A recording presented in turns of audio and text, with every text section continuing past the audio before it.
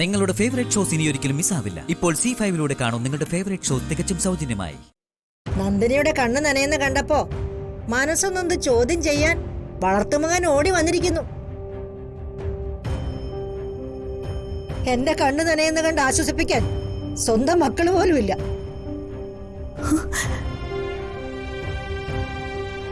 ഏതായാലും നീ ഇക്കാര്യത്തിൽ ഭാഗ്യവതിയാ.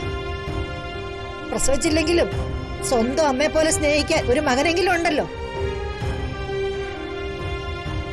ഇവനിനി നന്ദികേട് കാണിച്ചാലും വിഷമിക്കേണ്ടതില്ല. കാരണം ഇവൻ സ്വന്തം മകനല്ലല്ലോ. മുത്തശ്ശി കാട് കയറിയാ സംസാരിക്കുന്നത്. ഓർക്കാൻ ഇഷ്ടപ്പെടാത്ത കാര്യം സംസാരിക്കുമ്പോ കാട് കയറിയെന്നിരിക്കും. നീ ഇവക്ക് വേണ്ടി സപ്പോർട്ട് ചെയ്യാമെന്നതാണല്ലേ? ആ, അതുകൊണ്ട് എന്റെ ചോദ്യങ്ങൾക്ക് മറുപടി തരാൻ നീ ബാധ്യസ്ഥനാണ്. വക്ക് ചളിങ്ങിയ തകരപാത്രം എറിഞ്ഞു കളയും പോലെ വഴിയിൽ എറിഞ്ഞിട്ട് പോയതാ ഇവളെ എന്റെ മകൻ. നല്ല പ്രായം മുഴുവൻ നശിപ്പിച്ച് അവന്റെ നന്ദിയോടോർത്ത് വെന്തുരുകി ജീവിച്ചു ഇവള്. എന്നിട്ട് ജീവിതത്തിന്റെ മധ്യാഹ്നം കഴിയാറായപ്പോ അവനവൾക്ക് കത്തയച്ചിരിക്കുന്നു. എന്തിന്? അടുക്കാനല്ലെങ്കിൽ പിന്നെ എന്തിനാ ഇങ്ങനൊരു കത്ത്?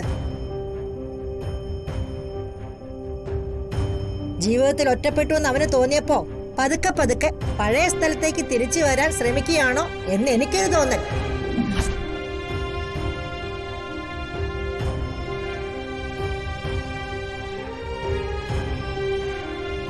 എന്തായാലും ഈ കത്തിന്റെ പിന്നിൽ ഒരു തദ്ദേശമില്ല.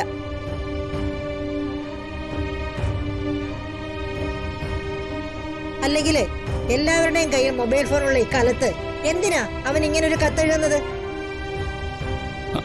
അത് മുത്തശ്ശിയുടെ ചില തെറ്റിദ്ധാരണകളാണെങ്കിലോ? മോനെ, ഈ കത്തയച്ചവനെ ഞാൻ പ്രസവിച്ചതാ. എന്റെ മകനായിരുന്നു അവൻ. അവൻ ഏറ്റവും കൂടുതൽ ദ്രോഹിച്ചത് ഇവളെയാ. ഇവളുടെ ജന്മം നശിപ്പിച്ചതും അവനാ.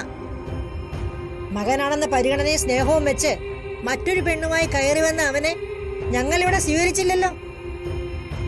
അവനെ പടിയടച്ച് പിണ്ടം വെച്ചിട്ട് ദേ ഇവളെ ഞങ്ങൾ മകളായി സ്വീകരിച്ചു, ദത്തെടുത്തു.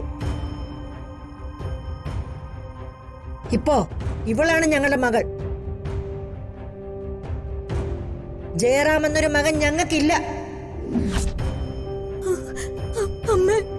ഒരു ദിവസം കൊണ്ട് ഉണ്ടായതും ഉണ്ടാക്കിയതുമല്ല ചെമ്പകമംഗലത്തിന്റെ പാരമ്പര്യവും അഭിമാനവും.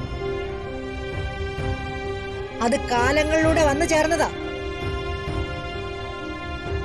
നല്ലതെന്ന് പറയിപ്പിക്കാനേ ഒരു യുഗം വേണ്ടി വരും. ചീത്തയെന്ന് പറയിപ്പിക്കാൻ ഒരു നിമിഷം മതി. അങ്ങനെ ഈ തറവാടിനകത്ത് കടന്നൽ പോലെ വന്നവനവൻ. അവന് ഞാൻ മാപ്പ് കൊടുക്കണമെങ്കിലേ രാജലക്ഷ്മി മരിക്കണം. അമ്മേ, മുത്തശ്ശി കഴിഞ്ഞു പോയതെന്ന് ഓർത്ത് മുത്തശ്ശി ഇനി വിഷമിക്കരുത്. അതൊക്കെ കഴിഞ്ഞുപോയി. മഞ്ഞും മഴയും ഒക്കെ മാറി മാറി വരുന്നത് പോലെ ജീവിതത്തിൽ നല്ലതും ചീത്തയുമായ കുറെ കാര്യങ്ങൾ വന്നുപോയി. അതിനെയൊക്കെ മുത്തശ്ശി അങ്ങനെ അങ്ങ് കണ്ടാ മതി. അവൻ ഈ കത്തയച്ചന്റെ പിന്നിലെ പല ദുർദ്ദേശങ്ങളും ഉണ്ടെന്ന് ഞാൻ സംശയിക്കുന്നു. അവനും ഇവളും തമ്മില് ഇപ്പോഴും ബന്ധമുണ്ടെന്ന് നമ്മളെല്ലാവരും അറിയട്ടെ എന്ന അർത്ഥത്തിലല്ലേ ഈ കത്ത്? അമ്മേ, അതെ, അത് തന്നെ. 10-18 കൊല്ലങ്ങൾക്ക് മുമ്പ് നിന്നെ ചവിട്ടി വീഴ്ത്തി സ്വന്തം സുഖം തേടി പോയവനവൻ. ഇനി അവൻ നിന്റെ ജീവൻ നശിപ്പിക്കാൻ ഞാൻ സമ്മതിക്കില്ല. അങ്ങനെയൊന്നും ഉണ്ടാവില്ല. മുത്തശ്ശി വിഷമിക്കാതിരിക്ക. നെഞ്ചിനുള്ളിലെ നെരുപ്പോട് ഇതുവരെ കെട്ടിട്ടില്ല. ഇനിയും മനസ്സിനുള്ളിലേക്ക് തീ കോരിയിടരുത്. എനിക്ക് എത്രേ പറയാനുള്ളൂ.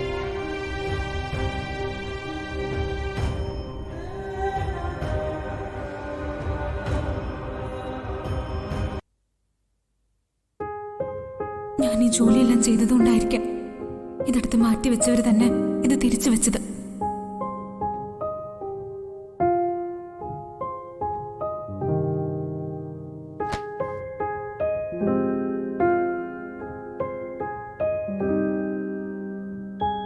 അമ്മ,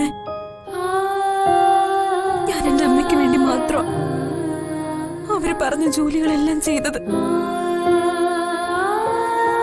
എല്ലാ പൂജകളും ചെയ്ത് അമ്മയുടെ ഈ ചിതാഭസ്മം നിമജ്ജനം ചെയ്യുന്നത് വരെ അവര് പറയുന്ന എല്ലാ ജോലികളും ഞാൻ ചെയ്യും.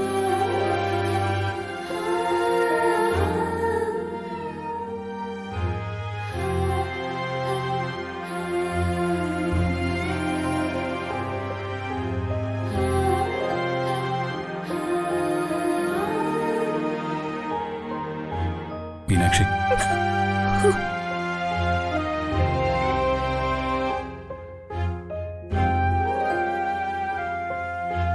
ഇവിടെ കോളിംഗ് ബില്ലില്ല. പക്ഷെ ആ വാതിലൊന്ന് മുട്ടിയിട്ട് കയറി വരാമായിരുന്നു. അതാ മര്യാദ. ആ മര്യാദകേടിന് മാപ്പ്.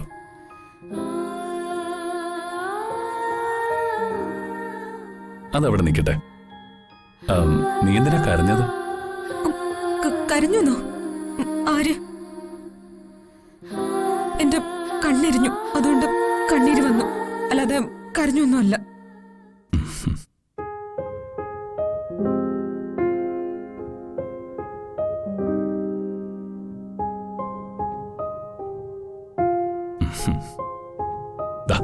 വേണ്ട.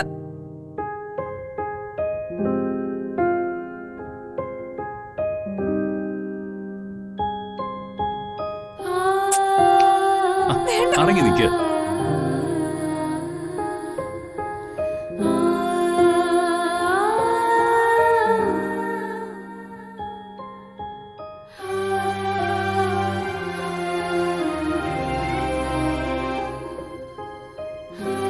നീ കരയാൻ പാടില്ല. സദാസമയവും മറ്റുള്ളവരോട് വഴക്കിട്ടും മരം കയറി കുരങ്ങിനെ പോലെ ചാടി ചാടി ചാബല്യം കാട്ടി നടക്കുന്ന നീ കരഞ്ഞാലേ അത് മഹാബോറ. പിന്നെ നിന്നെ കാണാനേ കൊള്ളില്ല.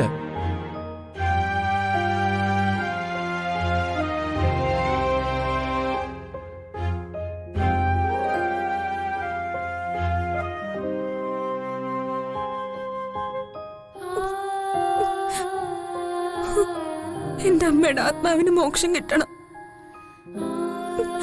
അതിന് എനിക്ക് അമ്മയുടെ ബാക്കി കർമ്മങ്ങൾ നടത്തിയേ പറ്റൂ.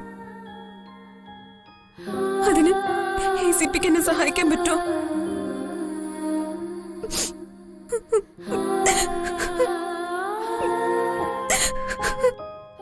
ശരി,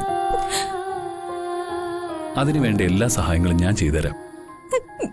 പക്ഷേ ഒരു ഡിമാൻഡുണ്ട്.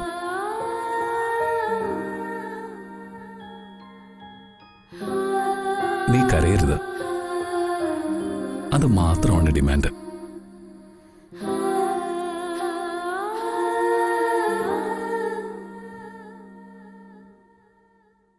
ഡൗൺലോഡ് ചെയ്യൂ C5 ആപ്പ്. കാണൂ എല്ലാ എപ്പിസോഡുകളും സൗജന്യമായി.